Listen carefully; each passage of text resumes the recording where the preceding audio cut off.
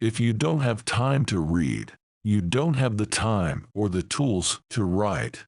Simple as that. Books are the perfect entertainment. No commercials, no batteries, hours of enjoyment for each dollar spent. What I wonder is what everybody doesn't carry a book around for those inevitable dead spots in life. Monsters are real, and ghosts are real too. They live inside us, and sometimes they win. Alone.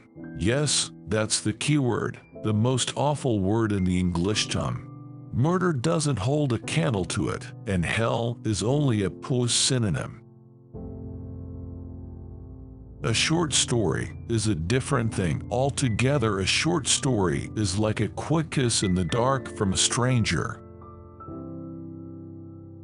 Speaking personally, you can have my gun, but you'll take my book when you pry my cold, dead fingers off of the binding. The thing under my bed waiting to grab my ankle isn't real. I know that, and I also know that if I'm careful to keep my foot under the covers, it will never be able to grab my ankle. Hearts can break. Yes, hearts can break. Sometimes I think it would be better if we died when they did, but we don't.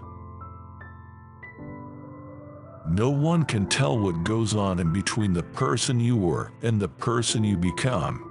No one can chart that blue and lonely section of hell. There are no maps of the change. You just come out the other side, or you don't. Schizoid behavior is a pretty common thing in children. It's accepted because all we adults have this unspoken agreement that children are lunatics. Time takes it all whether you want it to or not. Time takes it all. Time bears it away, and in the end there is only darkness. Sometimes we find others in that darkness, and sometimes we lose them there again. If you want to be a writer, you must do two things above all others: read a lot and write a lot. There's no way around these two things that I'm aware of. No shortcut. I recognize terror as the finest emotion, and so I will try to terrorize the reader. But if I find that I cannot terrify, I will try to horrify, and if I find that I cannot horrify, I'll go for the gross out. I'm not proud. High school isn't a very important place. When you're going, you think it's a big deal. But when it's over, nobody really thinks it was great unless they're beard up. Drive away and try to keep smiling. Get a little rock and roll on the radio and go toward all the life there is with all the courage you can find and all the belief you can muster. Be true, be brave, stand. And the most terrifying question of all may be just how much horror the human mind can stand and still maintain a wakeful, staring, unrelenting sanity. If I kept saying it, if I kept reaching out, my accident really taught me just one thing. The only way to go on is to go on. To say I can do this even when you know you can't. It starts with this: put your desk in the corner, and every time you sit down there to write, remind yourself why it isn't in the middle of the room. Life isn't a support system for art.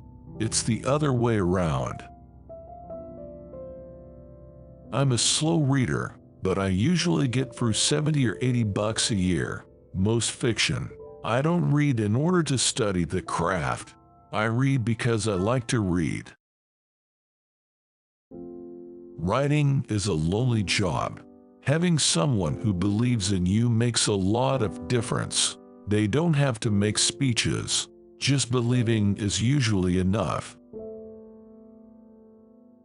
Reading in bed can be heaven. assuming you can get just the right amount of light on the page and aren't prone to spilling your coffee or cognac on the sheets.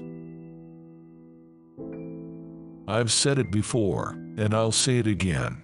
When you find something at which you have talent, you do that thing, whatever it is, until your fingers bleed or your eyes pop out of your head. Anything with the power to make you laugh over 30 years later isn't a waste of time. I think something like that is very close to immortality.